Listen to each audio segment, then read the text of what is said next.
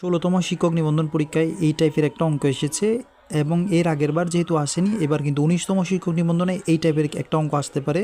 তো অঙ্কটা কিন্তু খুবই সহজ।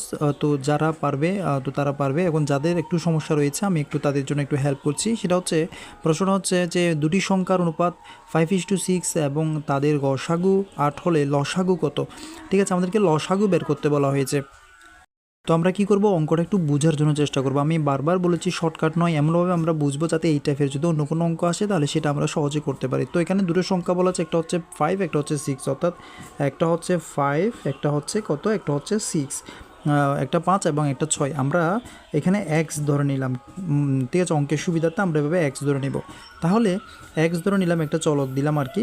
তো এটা হচ্ছে 5x, এটা হচ্ছে 6x। এখন এই দুইটার মধ্যে আমরা যে জিনিসটা বের করব সেটা হচ্ছে, একটা আমরা বের করব গসাগু বের করব এবং আর একটা আমরা বের করব সেটা হচ্ছে লসাগু বের করব। তাহলে গসাগু মানে হচ্ছে শুধু মিল, এই দুইটা সংখ্যার মধ্যে যেটা মিল আছে সেটা হচ্ছে গসাগু, লসাগু মানে হচ্ছে মিলামিল, দুইটাই বসবে।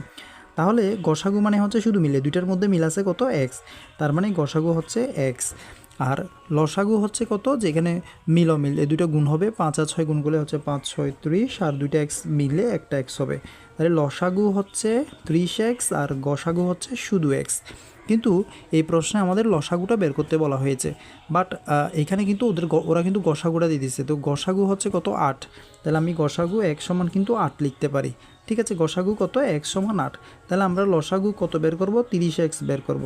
তাহলে 30x হলে 30 ইন্টু এক্সের মান হচ্ছে কত, 8। তাহলে আমরা 8 0 0, 3 8 হচ্ছে 24। তাহলে 240 আমাদের কি বের হয়ে গেল, লসাগু বের হয়ে গেল। লসাগু মানে হচ্ছে 30x, তাহলে 240 হচ্ছে এই অঙ্কের আনসার। তো বিগত সালের প্রশ্নগুলো কিন্তু আমরা রিচার্জ করে এবং বিশেষ পরীক্ষায় প্রশ্ন রিচার্জ করে আমরা কিন্তু শিক্ষক নিবন্ধন এবং স্কুল পর্যায়ে এবং প্রভাষক নিবন্ধনের জন্য আমরা কিন্তু এই ধরনের টপ 500টা এমসিকিউ সমাধান করছি। আমাদের চ্যানেলে কিন্তু রয়েছে প্রচুর ভিডিও। আশা করি এই ভিডিওগুলোর মাধ্যমে শিক্ষক নিবন্ধনে সফলতা অর্জন করতে পারবেন। তো দেখা হবে পরবর্তী ভিডিওয়ে। যদি ভিডিওটি ভালো লাগে অবশ্যই সাবস্ক্রাইব করে আমাদের সাথে যুক্ত থাকবেন। ধন্যবাদ সবাইকে।